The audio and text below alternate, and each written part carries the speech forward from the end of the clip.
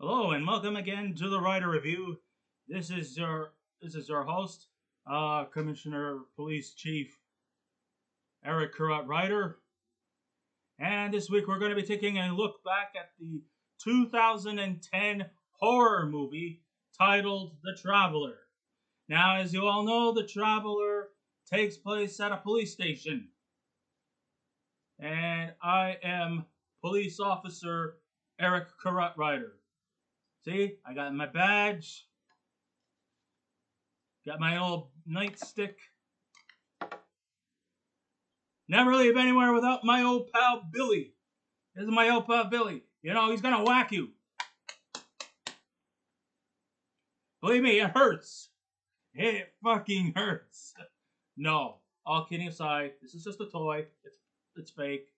I'm not really a cop. I'm just a critic who loves to cosplay. Plenty more where that came from. Plenty more of these costumes. And I love to do my presentations in costume. But because since this movie is set at a police station, might as well go as a cop. I played cops many times before in musicals. Chief O'Hara in Holy Musical Batman, Lieutenant Brannigan in Guys and Dolls, although I was more like a suit and tie, not necessarily a uniform cop, but nonetheless, I was a high-ranking lieutenant, and I didn't really necessarily need to be in uniform. Anyhow, this week's movie we're taking a look at back is the 2010 movie The Traveler. Now, this movie I'm actually am paying more of an homage to the late Val Kilmer. Sadly, he passed away this year. So I thought I would look at one of his lesser known movies. And I will have to say this is one of his lesser known movies. But still, Val Kilmer is a legend. He's larger than life. I remember him in movies like Mad Mardigan in Willow. Of course, he was the second actor to play Batman in the Batman movies, of both the Tim Burton, Joel Schumacher era of Batman franchises. He succeeded after Michael Keaton. And then, of course, George Clooney took over. We don't want to go there. Yeah, he was in Batman Forever. But, of course, his most memorable performance was definitely, Top Gun, which is where his acting career really started to get underground. But, of course, his best acting performance of all was when he played the legendary Jim Morrison in the 1991 movie The Doors. With all that said and done, the movie was directed by Michael Oblowitz. The script was done by Joseph C. Muscat. It is produced by Nadine DeBarros and Harvey Kahn. It was composed by Ross Vanelli, the cinematography by Neal Sullivan, and it was edited by Gordon Rempel. And like I said before, the stars of the movie there's one really big name here. It's Val Kilmer. But we have other great actors in here who are not as well known, but give them the credit where credit is due. Everyone deserves credit. So we have Dylan Neal, Paul McGuillion, Camille Sullivan, Nels Lennarson, Chris Gauthier, John Cassini, Sierra Pitkin, Panou, and Denyc. Okay, so there's a saying that goes, and that is, be careful of the things you say or do, or else karma is going to get back with you at a revenge. But in this movie, the revenge is not just petty revenge, like in just a string of bad luck. Oh no, not that. That's too soft for these guys. Vengeance is going to come, but it's not just going to bite them in the ass, it's going to completely fuck them up. And that's exactly what happens to these cops. There are a number of signs that the traveler is going to be an unsettling watch. This movie is not for the faint of heart. There's going to be vengeful integrity, ominous whistling, ironic moments, and even great moments that have a crossover between supernatural and crime drama that sadly never seems to develop into a cohesive narrative. No, no, no. We're not seeing. We do have the supernatural stuff. And yes, the movie is set at a police station.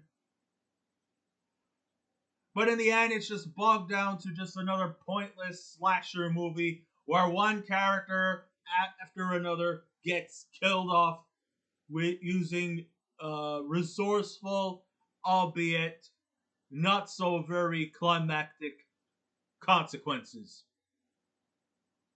By the time you get to the end, you wonder, what the fuck have I just seen? I mean, this movie is just anticlimactic to its core. I mean, okay, you could say that the whole Friday the 13th, Nightmare on Elm Street, Halloween movies pretty much follows that same trajectory of eat, sleep, conquer, repeat. And then we just burst out another sequel to a never ending franchise that never knows when the fuck to throw in the white flag. Well, at least if you watch this movie, the Traveler will say one thing, and one thing for sure. We know this movie was going to shit. And I don't think we'll be seeing another Traveler movie for as long as I live. But then again, who knows? With all the garbage and crap that we see in the theaters, or that we see on direct to video, the possibilities are endless. Maybe to me it's just a wishful suggestion, but who knows?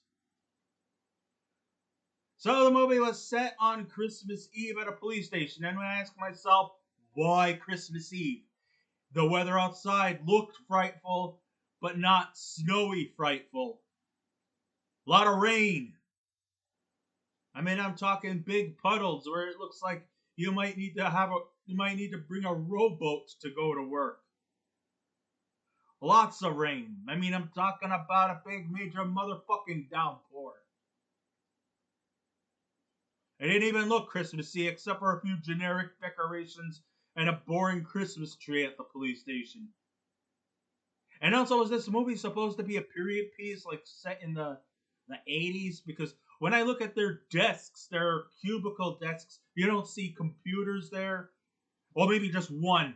The chief of police has one. But it's like some old school 80s model. The cars that were parked outside looked like it was set in the 80s. Why? I don't know. There's never been any explanation. But anyhow, it's set at a police station on a Christmas Eve. So when all of a sudden, a mysterious blonde-haired man dressed entirely in black walks into the station.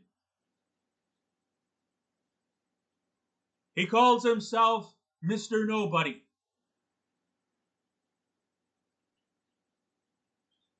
He comes in, he's all casual, he's all decked in black. Black jacket, black shirt, blonde hair, long blonde hair. Kind of almost Brad Pitt like. And he starts to confess that he has murdered 6 people. The desk sergeant summons the rest of the other cops to come by. They take his words seriously. And they, without any hesitation, not any questioning, not innocent until proven guilty. Fuck that rule. It's guilty until proven innocent in this case. Which actually it should be.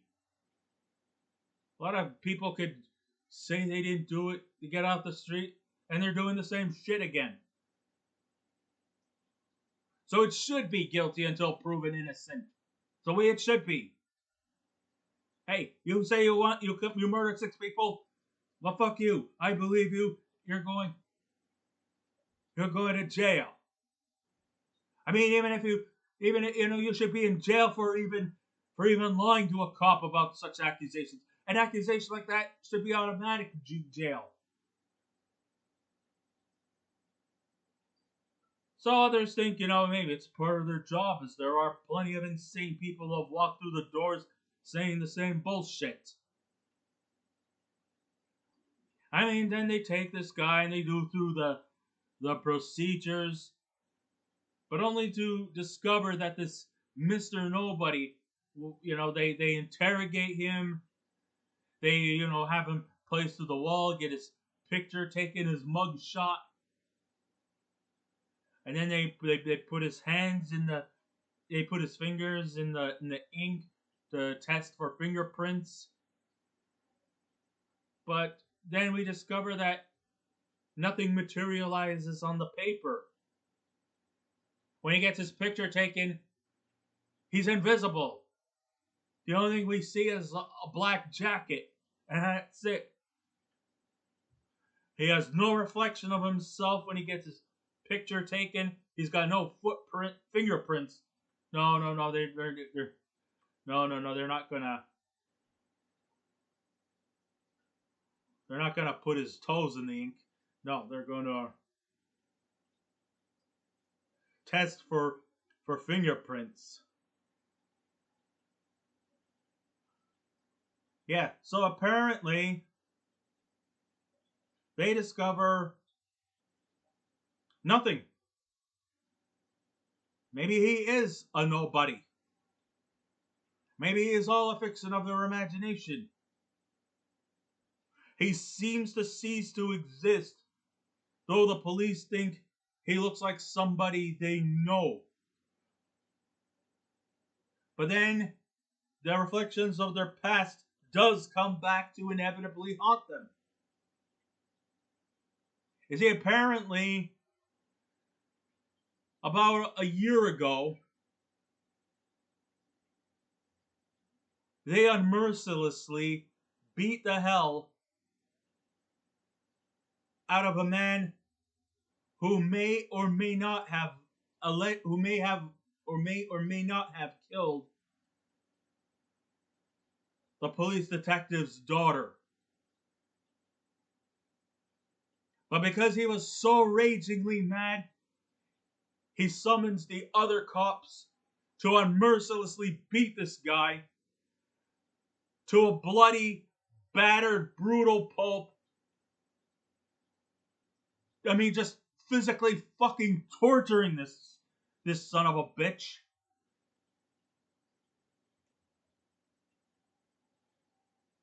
Till he was eventually placed in a goddamn coma.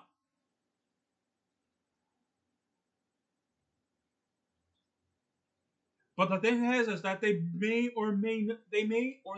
have brutally beaten up a person who could be potentially guilty. We're not saying the guy was guilty of such crime. Maybe he wasn't. Maybe what they did was justified. But then again, maybe they didn't. Maybe he was just a bystander who just was around by way of wrong place at the wrong time, and they assumed it was him.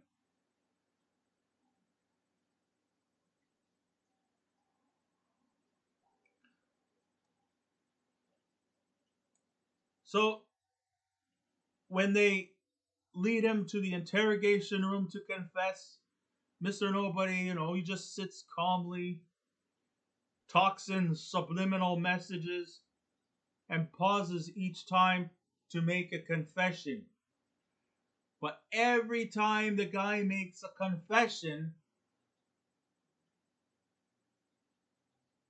these 5 cops who were involved in the brutal beat up of some mysterious drifter,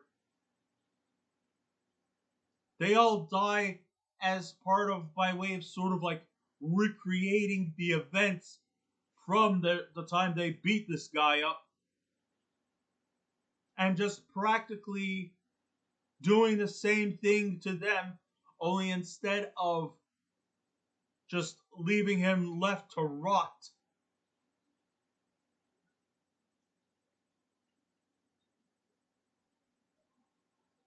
putting him in a coma. They didn't actually kill him, but they put him in a coma. But his act of revenge was death. And the thing is that never once does he ever leave his chair. He uses some kind of almost telekinetic power by using his thoughts, his mind, and his memory to actually literally let the past come back to haunt them. And it didn't just haunt them, it killed them. No cop, well, maybe with the exception of the detective, went by unscathed. They all each met their damnation. And how is that even possible? It feels like the script was rewritten at the last second without fully, carefully knowing themselves. I mean, here, they took this guy, and they just whacked him, beat him, and then one of them would take a plastic bag and suffocate him. One of them even beat him mercilessly with a shovel. And then one of them took a gold pen that was given to them by their child and stabbed him. They didn't kill him, but they left him in a year-long comatose. But many people think that this Mr. Nobody might have connections to the detective's murdered daughter. But every time somebody made a confession, another cop would bite the dust. Whether it be taking off their belt and whipping them, whether it be, I don't know, taking a shovel or suffocating them with a bag over their head, plastic bag. The whole eye for an eye thing. Vengeance is a dish served cold. Oh, they're going to go down cold. In fact, one of them really, really got fucking annihilated so badly that with the shovel guy, he got the worst fucking treatment. I mean, he beat him, he killed him, but with the shovel, I mean, he like stabbed him in the neck and then just opened him up and scooped out his guts. Oh my god, that's fucking brutal. It was fucking graphic, I tell you. Especially the shovel scene. That one really, really. I mean, they all met unmerciless demise. And although the horror graphics were just like, ugh. But, however, though, unfortunately, none of these characters in this movie deserve our sympathies. They're all very bad people. And what can I say? You do bad things, payback will come and really, really not just bite you in the ass, but chew you as a whole. That's kind of like what you get in this movie. We cut to flashbacks relating to this horrific incident. The drifter was pleading by those same cops, saying that he didn't beat and murdered a small child. I mean, the beating was graphic and violent, but their deaths were even worse.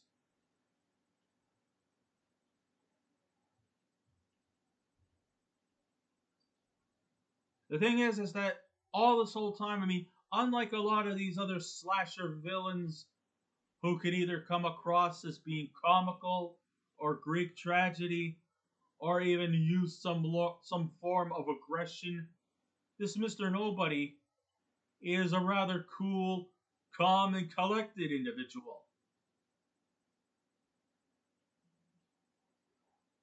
I think he even mentioned something about the difference between God from the Old Testament and God from the New Testament. You know, how he mentioned something along the line that in the Old Testament, God was a vengeful entity who had no problems of causing problems to the world. And then all of a sudden, in the New Testament, God comes across as this lovable individual who believes in love and forgiveness, while he gravitates more to the angry, vengeful God that we read upon in the Old Testament. That's pretty disturbing, if you ask me. But it also, these flashbacks definitely show the ugliness and malice these cops had on this mysterious drifter.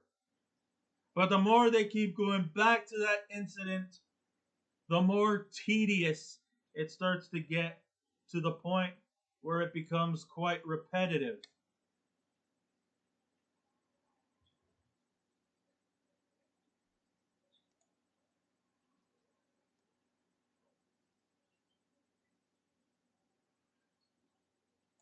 As time progresses, the surviving cops, they eventually see an evil connection between Mr. Nobody's confession and the ironic deaths of the other cops, which leads them to believe that they are part of a sinister plot of revenge that might have a paranormal feeling behind it. Apparently, when they called the coroners over at the hospital to ask if this mysterious drifter died, they said that he died at 8:14 on Christmas Eve. Apparently, this was ironically the same time the drifter walked into the room, the police office. It was 8:14 in the evening. Same time as this drifter that they beat the shit out of. He died at the same time. How ironic. And even though their ruthless aggression is far from anything to get behind, there is no real clear good guy in this movie. We do feel a bit of sympathy for these cops due to the fact that the aforementioned little girl that was murdered was the daughter of the detective, but we can't take full sympathy for them because they mercilessly beat the hell out of somebody who may or may not have killed the little girl. But in the end, it was actually justified because the drifter actually comes out to tell the detective that I did it.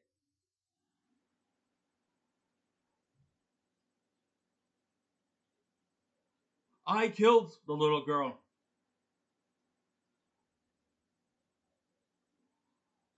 I mean, you could have had me arrested and could have given me a life sentence, and I probably would not have flinched a finger.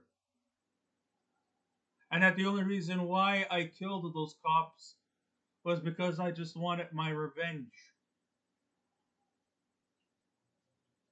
You could have just simply arrested me and threw away the key. But no, you had to let your anger and your reflexes get the best of you. So I just fucked around with each and every one of you, and now I'm going to get my revenge on you. He almost succeeded in killing the detective, especially when he took the pen and stabbed himself in the ear. But then all of a sudden, the spirit of the little girl shows up and tells her that his only weakness is if you say his first and last name. And it was like some kind of, I think his name was like Stanley Hopthorne or something like that. I don't remember the exact name, but when he said his name, the guy who apparently just lost his power was shot and would be inevitably killed.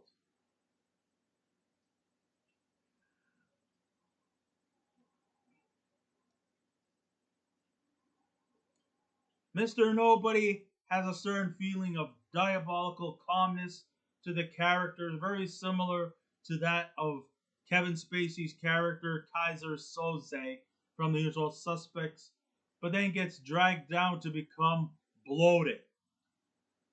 It's either me or him picture in a similar vein to Assault on Precinct 13. Eventually gets a similar vibe to police brutality anti-cop flick, which would have Rodney King green with envy, which would have been okay with me as Val Kilmer really nailed his performance as a calm and collected Mr. Nobody whose presence is convincing enough to send shivers down your spine. But in the end, the whole one cop after another gets killed is no different than all those slasher films. With instead of stupid cops, we have stupid cops replacing stupid teenagers who make dumb decisions and how to get themselves out of the metaphoric holes they dug up for themselves to begin with. When they beat the drifter to a bloody pulp, they acted barbaric and ruthless. Now, with the situation they're encountering, they all seem weak and vulnerable. What happened to that? What happened to that raw aggression that they had? What happened to that? Now they're running away like a bunch of scared mice. Not so strong after all when you carry your little weapons around, huh?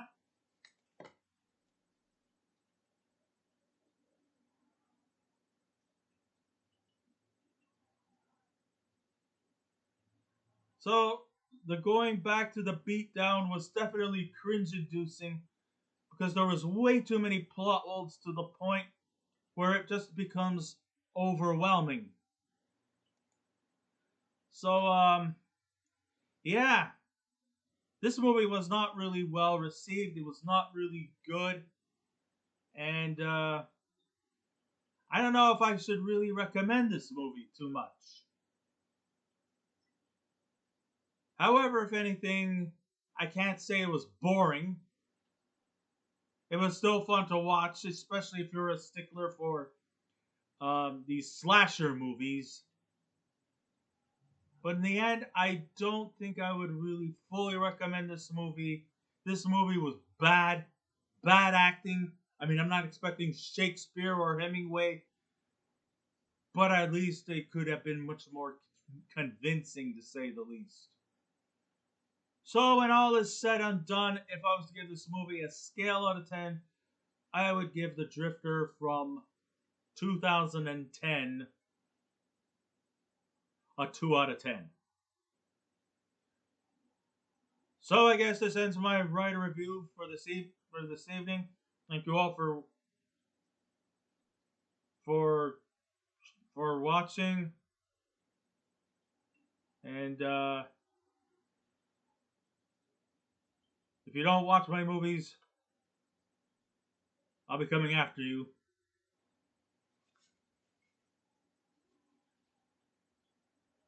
You never know. The law is always waiting on you. Don't worry, it's just a toy. So, with all that said and done, thank you all for listening in. If you wish to subscribe to my channel, please feel free to do so. If you wish to leave a comment, go right ahead. But just remember the 3 simple rules: be kind, be courteous, and please refrain from any rude comments, or I'll be more than happy to slap the cuffs on you. So until next time, this is Eric Rider saying keep watching those movies, and I'll see you around. Now I'm gonna go get my donut and a coffee.